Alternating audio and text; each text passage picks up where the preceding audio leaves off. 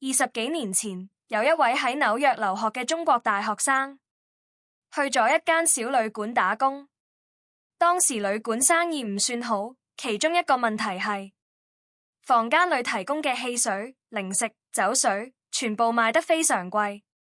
結果大部分客人寧願自己出去便利店買，都唔願意掂酒店準備嘅食物。久而久之，啲食物經常放到過期，酒店唔單止賺唔到錢，仲要自己吸收損失。但問題係，酒店又唔可以完全取消呢啲服務，因為一旦有客人需要，就會覺得酒店服務不足。好多老闆遇到呢種情況，通常只會繼續硬撐。但呢位中國年輕人唔同，佢開始思考，點解一定要自己做？於是佢提出一個非常大膽建議，將酒店房間裏食品同酒水嘅銷售權免費交俾隔離超市。旅館老闆一聽，覺得佢簡直黐線，因為喺老闆眼中，呢樣本身都唔賺錢，仲有人會接。但年輕人好清楚，對超市嚟講，其實呢件事幾乎零風險，因為貨本身本來就要賣，而家只係多咗一個穩定銷售渠道。結果超市好爽快答應合作，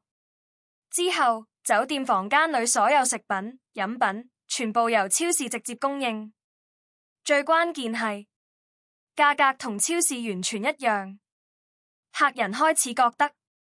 終於唔使被酒店坑錢，甚至房間裏仲留有超市電話，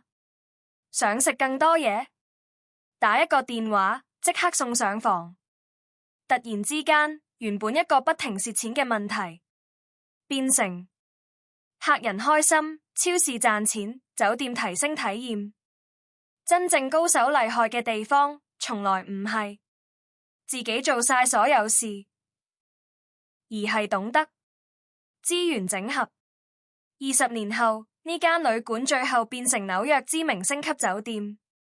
而當年嗰位中國年輕人，後來亦成為華人世界非常有名嘅銷售專家陳安之。